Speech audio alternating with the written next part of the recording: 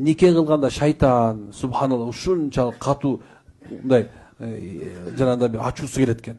Экөө нике кылып аткан болсо, эркек менен аял, ал жалгыздыкты каалатат. Эркекти да үйлөнтүрбөйт, аял да күйөөгө тийгизбейт. Көп вакыттарда менен баштарына отуруп, эркекке аялдар жаман көрсөтөт, аялга болсо эркектер жаман көрсөтөт. Көп вакыттарда үйлөнө албай же тие албай аткан эркектердин иштеринин көбүнчөсү жанагындай жин шайтан болуп калат. Бул аныгында далил менен айтып берилем, субханалла. Өтө көп мындайлар. Демек ким үйлөнө албаса ушул маселе болушу мүмкүн. Эми ошол экөө үйлөнгөндөн кийин шайтан ачуусу келет экен, эми бул экөөнүн ортосунда эмне кылат экен? Колдон келишинче мындай бир душманчылык кылганга аракет кылат. Биринен сүйүүдөн жек көргүч алып келгенге аракет кылат. Эми ошого кыйыр таасир берип турган бул жана сыйкырчылар. Же болсо сиздин үй бүлө турганыңызга көрө албаган, жанагындай бир сизди жок кылганга аракет кылган, үй бүлөнү же болсо бузгусу келген аял же эркек болушу мүмкүн экен. Эми бул кара дуаны кылдырат экен, атайын кылдырат экен. Жөн өзү эле боло бербейт экен. Бирөө заказ менен кылдырат экен. Сизди жок кылыш айласында кылдырат экен. Субханалла.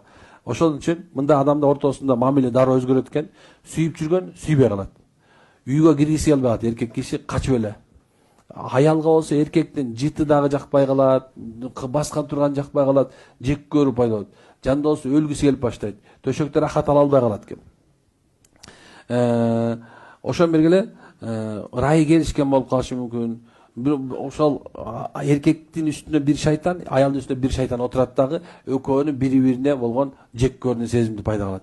Дайыма билиңиздер, кара дубалардын көпчүлүктөрү шайтандар менен болот. Шайтандар менен болот.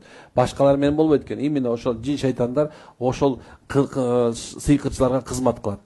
Мен айтам дайыма, качан сен көз ачыкка бир жол барганда, келатканда миллиондогон мындай шайтандарды ээрчитип алып келесиң. Болду эми. Бүгүн анча-мынча мындай ишиң оңолуп берсе, бирок 2 күндөн 3-4 күндөн кийин же 1 жылдан кийин деп кой, максимум эмне болот экен? Ошол үй бүлөңдө проблемалар ого котер башталат. Уже болду, үйгө керек болсо иди шаяктар учуп баштайт. Тегерен өзүнөн өзү. Эмне үчүн анткени себеп ошол кызматта турган шайтандар уже боштондукка чыгып кетет.